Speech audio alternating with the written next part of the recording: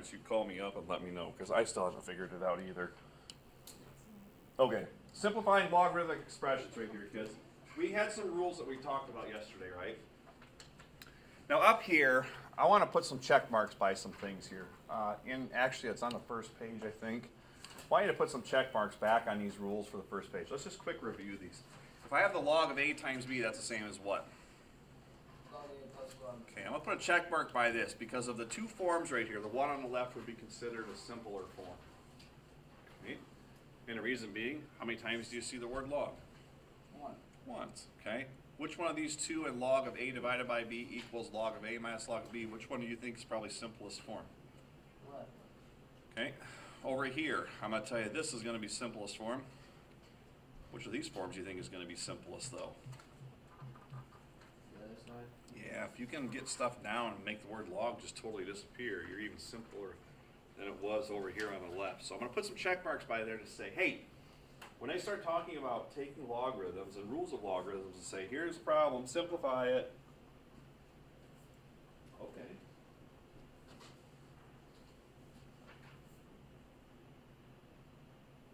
We have to apply the rules there. But we have to make sure we're applying the rules that allow us to be the simpler of the two situations. So, what I'm going to get at here in example number, what are we on? 2? Yep. Oh, Lord. Hey, there's where I need to be. Okay, in example 2, simplifying logarithmic expressions. Right here, guys, we're supposed to simplify this. Now, how many times do you see the word log there? 4. Okay, simplifying would mean if I can get rid of that word log a little bit, that would be good. Okay, in other words, if I had 4 to start with, maybe I can simplify it or rewrite it, same expression as maybe 2 logarithms, or maybe 1, or maybe even none of them. Okay? So, guys, by rules of logarithms, is there any way I could choose to rewrite this at all? Yeah. But What are your thoughts on it? we need to add them together, but adding the log A's together and adding log B's together.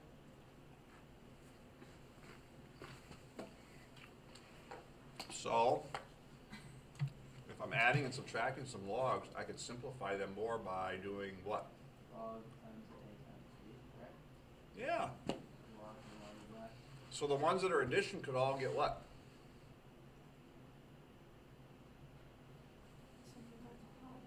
Multiplied. And how about the one that's a minus? Divided. Do you guys agree that we could call this? All right, watch this right here. This thing is totally broken. Can this get all the way over? Wow. I don't know what's going on with this thing today, but it is not good. Stopped by the Ford store today and look what happened. Log of B to the 2/5. Yeah, let's just do this real quickly. I'm going to write log like this. I'll put a big parenthesis in a line here. Okay. All the ones that are getting added. Which ones are getting added? Well, this is really what kind of log of a to the 5th, positive or negative? Positive. So I'm going to put this a to the 5th up top. What else could go up top here, kids? A to the 1/3 and B to the 7/5. Because those are all the addition parts, right, kids? How about the bottom? Anything you'd put in the bottom here for division? Nope, can't see anything. Anybody see that at all? Looks fine to me. If there's a minus log, though, when I Oh. subtract something, wouldn't that b to the 2/5 go somewhere, kids? By rule, it would go in the, yeah. So now, let me ask you this. We took an expression that had a logarithmic phrase in there 4 different times, and it's down to what now? 1. Okay, that's good. Now, talking about the A's and the B's, is there any way we could consolidate some of that stuff up there in parentheses? Maybe A to the 5 1/3. Alright, a to the 5 1/3. I don't like that mixed number as an exponent, so maybe we change that to an improper. Okay. 16 thirds? I would like like that. 16, it'd be 5 times 3. Yeah. Yeah, so log of, Left turn it. what'd you say, a to the 16 thirds then, Laker? That's what Grace said. about the b's? Subtract them out. Yeah, well, so what's 7/5 minus 2/5? It'd just be b. Yeah, b to the first. And there's more b's up top than there are on the bottom. How did you get the 16? So right here, when I combine the a to the 5th and a to the 1/3, this is a to the 5 and 1/3 power like that. And I don't like exponents written in such a way where we're dealing with a mixed number down here. So we went 3 times 5 plus 1 to get the improper of 16/3, or that rational exponent of 16/3. Maddie, makes sense, buddy? Yep. Great question. See any other way we can simplify this to get less logs in there? I don't see it, do you? It's pretty much done there. If you can't combine anything more or eliminate more logarithms, you're done. There's simplest form. Okay, and we'll practice some of those problems like that as we move forward in this section, but I think you should put a star by example too. That's a pretty important concept there. So let's try and apply these logarithms. Example 3 is going to be about some things that we've talked about in the past. We've got to remember that logarithms are the inverses of what type of function? Exponentials. So we better revisit exponentials quick so we know how to apply logarithmic functions to exponentials. So in example 3, solving a real life problem. Somebody want to read that for me real quickly? Population of a certain city is growing exponentially. In 2010, the population was 34,756. In 2017, the population was 51,870. Write a function to model this situation and use that model to predict the population in 2045. So probably a good idea in 2010. Let's let this be the part when t is equal to what, kids? 0. All right. So in 2010, what was the population? 34,756. So that's like my initial population, 34,756. Okay. It's growing at a certain rate. I don't know. It's growing at a certain rate A. What I do know, though, is this. In 2017, what did the population go up to? 51,878. So you guys know the P is equal to P sub O, A to the T. This is like my p-value that we want to get to. This is what we initially started with. A, I have no idea. How many years elapsed to go from the 34,000-ish to 51,000 and change?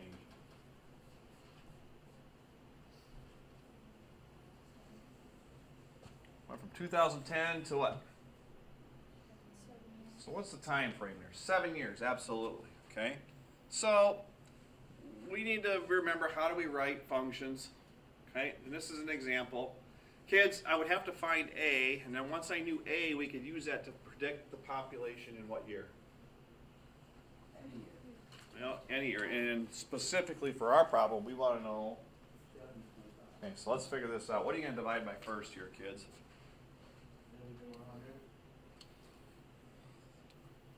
3,400. 34,756 on both sides. How about we go, I don't know, a couple of places here on the left. Somebody want to divide the left quotient for me? 1.492. 1.492?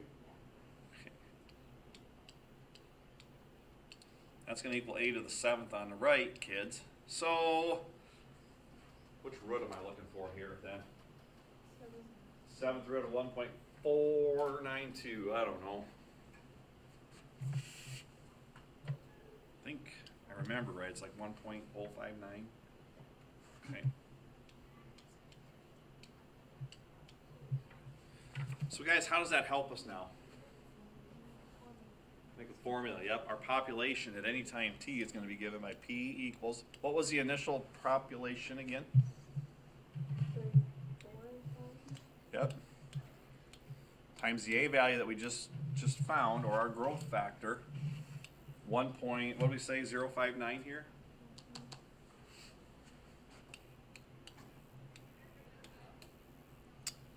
To the t power. There's our function. So now, guys, if I want the population in 2025, that population P is going to equal my initial 34,700. Gosh darn this thing. Anybody have any Ford stickers I can slap on this piece of junk? Ugh. Start cussing at it. No. What am I putting in for T if we want 2025, kids? Why 15, Maddie? But there's 15 years in between initials. Yep. T equals 0 was initially 2010, so how many years have elapsed from 2010 to 2025? Or will elapse? 15. I guess I shouldn't say that. We haven't gotten there yet. Never know if we will. Somebody want to punch that up for me? Tell me what the population might be there. 81,967. So 81,000. 967.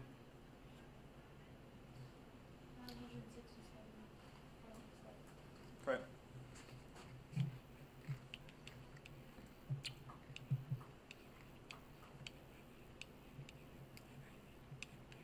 In what year? Okay, so let me ask a question.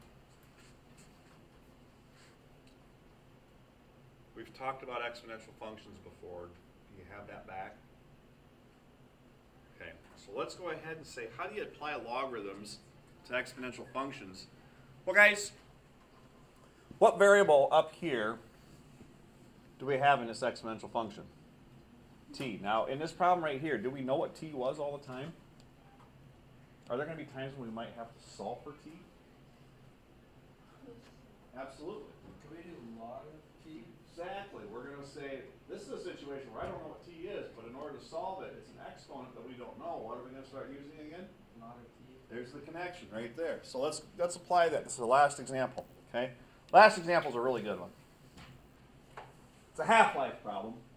So let me ask you if you remember the formula for half-life. Anybody recall it? It's 0.5 in the parentheses. So my decay factor A is what value? T over the half-life, right? Yep, T divided by how long a half-life is. There it is, right there. Half-life formula, okay? I'm going to throw that up there. I know it's a half-life problem. How about a volunteer to read that for me, please?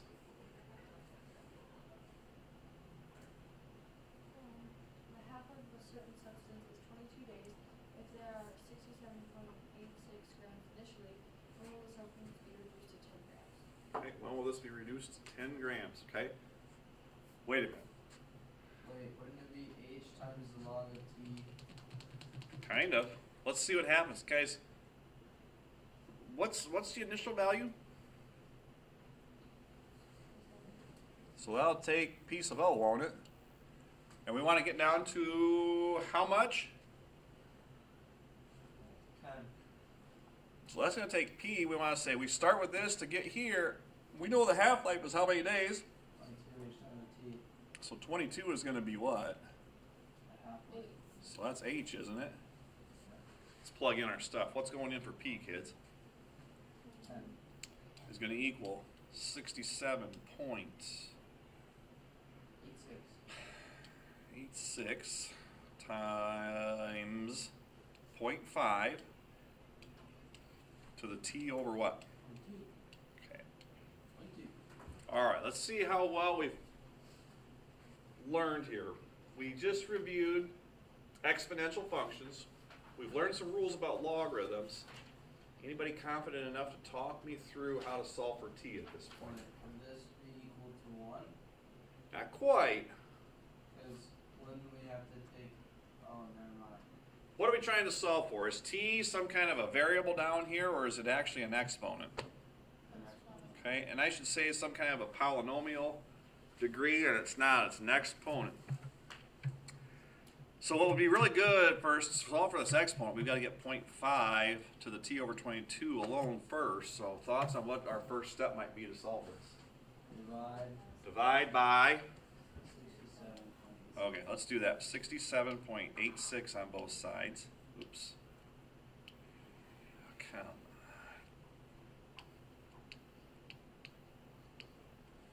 Okay.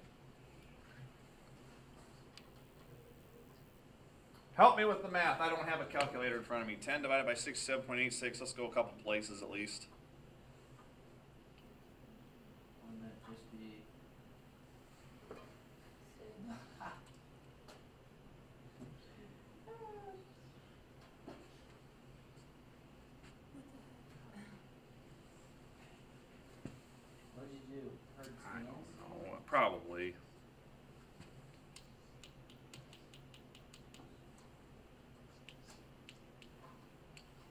All right, what do we get on the left? Point what? We're gonna do 0.1, and then Well, 10 divided by 6, who's got that? 6. Point what? 10 divided by this is what again? Oh, 0.147. 147? Yeah. Okay. What's going to happen here, kids? Agreed? yep, This is going to equal 0.5 to the what? yearly. Okay, here we go. Guys, how can I move that exponent out? What can we do to both sides to get that exponent out there so we can work with it? The t to the 22, or Well, careful. We got to do logarithms not to just one side, but to the other? both sides. So here's what we're going to say. We're going to say the log of 0.147 is equal to, where, if I log this right here, where's this whole exponent going to move to? So this is t over 22 times the log of 0.5. Oh snap! Blew my mind.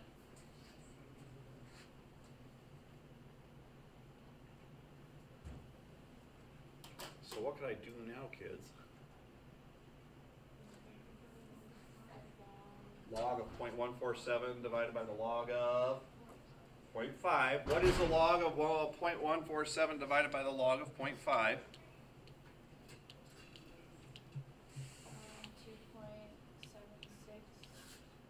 2.76. 2.76, Maddie? Yeah. Okay. Okay. Gosh dang, this thing is driving me nuts. I swear it's made by the Ford company. You wanna get a new one, I'll take yours. Do you have one of these? No, but I have $1,000 to get one. You can have my $1,000. That's okay. I just got cleared to spend a bunch of money on a new calculus curriculum. Okay. So, did you guys hear that, by the way? It's the same stuff that we're doing. It's just going to be in a newer version. You're going to get nicer books, I think, and there's also going to be some online resources that help instruct you a little bit more if you need it to. It's pretty Is that cool. third try, or is that just one? I don't know. I've got to do some writing up. I talked to some people, but they seem to think we can make this work. So I'm pretty excited about it, actually. Got a grant? Not quite. It's just squeaky wheel get the grease grant, I guess. What did you say that was? 2.76, Maddie? Yes. 2.76 is equal to t over 22, kids. What are we trying to solve for? What'd you say, Grace? Excellent. So to solve, you're going to multiply by 22. It's gonna be 44,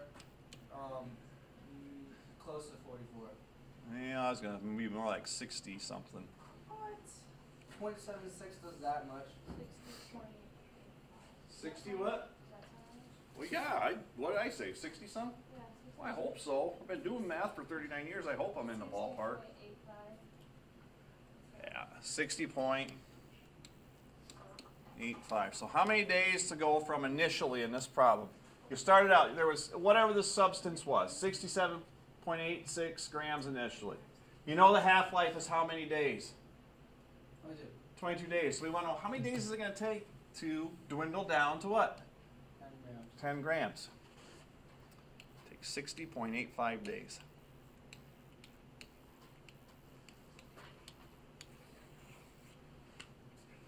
Put it in the original problem. Okay. See what you get. Somebody take 0.5. Everybody have 0.5 there? Yeah. Give me a power. Make sure your power then gives you parentheses after that. Go 60.85 divide 22. Hit enter. And now whatever that value is, you want to multiply by the initial value. What was the initial value to multiply by? 67.86. Wait, don't leave. I'm almost done. Okay. Stay. You said you should come back. 9.976. We're in the ballpark, aren't we? Right. All right. Hey, I do need to get you an assignment on this.